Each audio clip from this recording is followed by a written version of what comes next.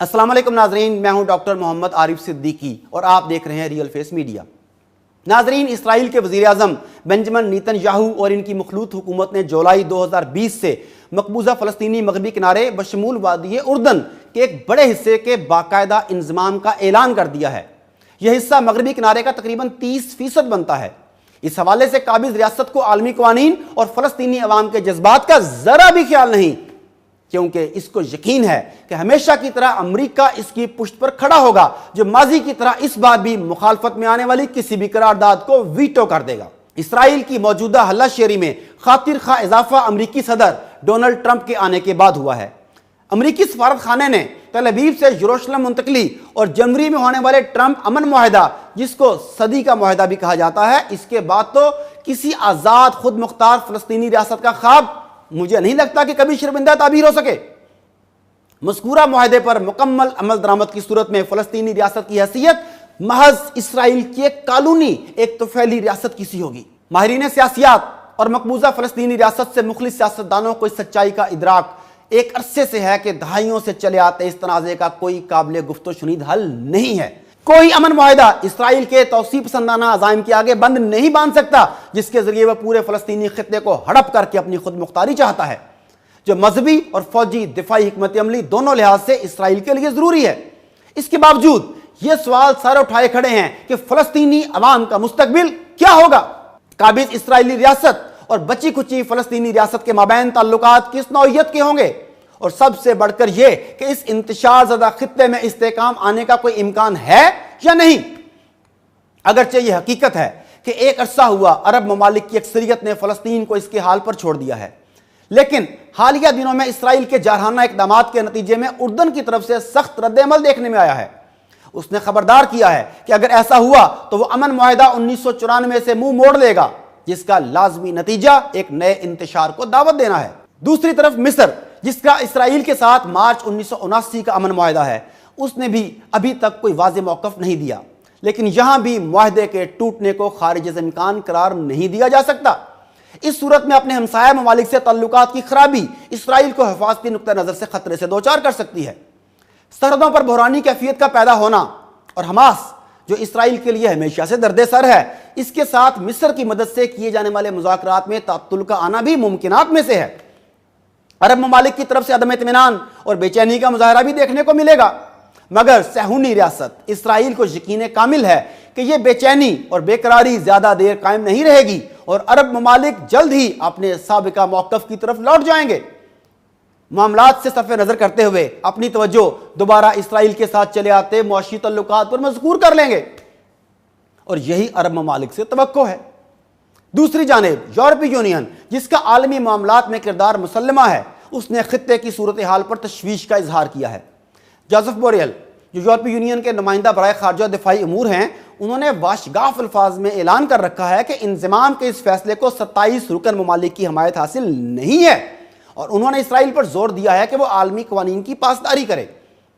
چند یورپی ممالک جیسا کہ France, Ireland, Sweden, Belgium, Spain اور لگزمبرگ نے اس خواہش کا اظہار کیا ہے کہ اگر اسرائیل انضمام کے فیصلے سے باز نہیں آتا تو وہ اس پر پابندیاں لگانے کا بھی سوچ سکتے ہیں۔ اس پر مزید یہ کہ جرمنی کے وزیر خارجہ ہائیکو ماس نے بھی اپنے حالیہ دورہ اسرائیل میں اس فیصلے پر شدید تحفظات کا اظہار کیا ہے۔ ان کا کہنا تھا کہ جرمنی یورپین یونین کے ہمراہ یہ سمجھتا ہے کہ انضمام کا یہ منصوبہ بین الاقوامی قوانین سے ہم آہنگی نہیں رکھتا۔ اگرچہ یورپی یونین اسرائیل کے لیے سب سے بڑی تجارتی منڈی ہے اور اس لحاظ سے مذاکرات کی میز پر یورپی یونین کا کچھ وزن تو ہونا چاہیے، لیکن دیکھنے میں آیا ہے کہ ہر بار فیصلے کے وقت وہ انتہائی محتاط اور غیر جانبدارانہ رویہ اختیار کر لیتی ہے۔ اس کی وجہ سوائے اس کے کچھ نہیں کہ صہیونی ریاست کو بعض یورپی ممالک میں گہرا اثر و نفوذ حاصل ہے۔ تیسری طرف اقوام متحدہ کے انسانی حقوق کے ماہرین کا کہنا ہے کہ اسرائیل کا مقبوضہ مغربی کنارے کے انضمام کا فیصلہ بین الاقوامی قوانین کی صریح منافی ہے، جس میں کسی ملک کو کسی دوسرے ملک کی زمین بزور قوت ہتھیانے سے روکا گیا ہے، اور دیگر ممالک پر زور دیا گیا ہے کہ وہ اس اقدام کی پرزور مخالفت کریں۔ ایک مشترکہ بیان میں، جس پر تقریباً 50 آزاد ماہرین نے دستخط کیے تھے، امریکہ کی جانب سے اسرائیلی وزیر اعظم نیتن یاہو کے حالیہ غیر قانونی اقدام کی حمایت پر سخت مایوسی کا اظہار کیا گیا ہے۔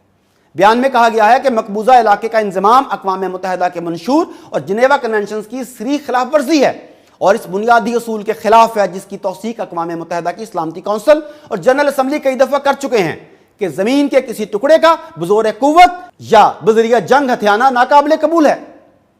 بیان میں مزید کہا گیا ہے کہ اقوام متحدہ کئی مواقع پر اس بات کا اعادہ کر چکی ہے کہ 53 سال سے اسرائیل کا غاصبانہ قبضہ انسانی حقوق کی دھجیاں اڑا رہا ہے اور مظلوم فلسطینی عوام اس کا خمیازہ بھگت رہی ہے۔ ان خلاف ورزیوں میں اراضی پر جبری قبضہ، صہیونی آباد کاروں کی زیادتیاں، فلسطینیوں کے گھروں کی مسماری، طاقت اور تشدد کا حد سے زیادہ استعمال، میڈیا اور اظہار آزادی رائے پر پابندی اور دو مختلف قسم کے نظاموں کا عمل پذیر ہونا ہے جس میں سیاسی، قانونی، معاشرتی، ثقافتی اور معاشی حقوق کے درمیان امتیاز نسل اور قومیت کی بنیاد پر کیا جاتا ہے۔ ناظرین، یاد رکھنا چاہیے کہ انضمام کے نتیجے میں یہ انسانی حقوق کی خلاف ورزیاں مزید بڑھ جائیں گی۔ مغربی کنارے کے انضمام کے نتیجے میں مقبوضہ فلسطینی ریاست نہ صرف جغرافیائی طور پر متاثر ہوگی بلکہ معاشی لحاظ سے بھی اسے شدید نقصان پہنچے گا۔ امریکہ اور عرب ممالک ٹرمپ امن معاہدہ کے باعث اسے معاشی ترقی کا منصوبہ قرار دے رہے ہیں، حالانکہ حقیقت اس کے بالکل برعکس ہے۔ وادی اردن کے انضمام سے خاص طور پر کئی جامع شعبے متاثر ہوں گے جن میں خوراک کے ذخائر کا شعبہ سب سے اہم ہے۔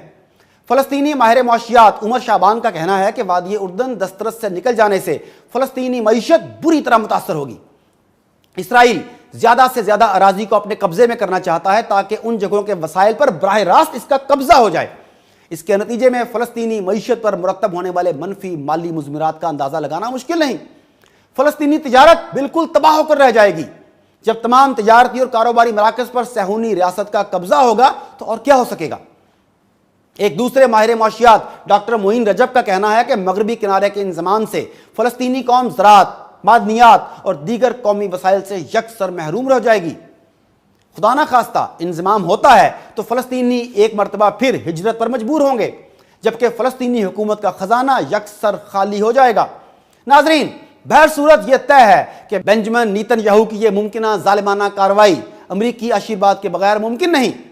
انضمام کا یہ منصوبہ نومبر میں ہونے والے امریکی صدارتی انتخابات سے قبل پایہ تکمیل تک پہنچنا ضروری سمجھا جا رہا ہے کہ فی الوقت ٹرمپ انتظامیہ مکمل طور پر اسرائیل کے پیچھے کھڑی نظر آ رہی ہے، مگر اس کے باوجود انتخابات کا جو بھی نتیجہ نکلے، مغربی کنارے کا انضمام اس وقت تک ایک ثابت شدہ حقیقت کا روپ دھار چکا ہوگا، جیسا کہ امریکی سفارت خانے کا تل ابیب سے یروشلم منتقل ہونا، کیونکہ ڈیموکریٹک امیدوار جو بائیڈن اعلان کر چکے ہیں کہ اگر وہ منتخب ہوئے تو سفارت خانے کو یروشلم میں ہی باقی رکھیں گے اور تل ابیب واپس لانے کا نہیں سوچیں گے۔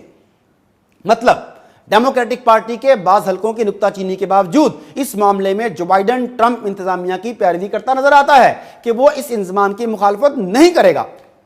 یعنی فی الحال 1 جولائی کو فلسطینیوں کے قتل عام کی جانب ایک اور قدم اٹھنے جا رہا ہے اور امت مسلمہ کے قائدین سوئے ہوئے ہیں۔ ناظرین، آئیے مل کر انہیں جگاتے ہیں۔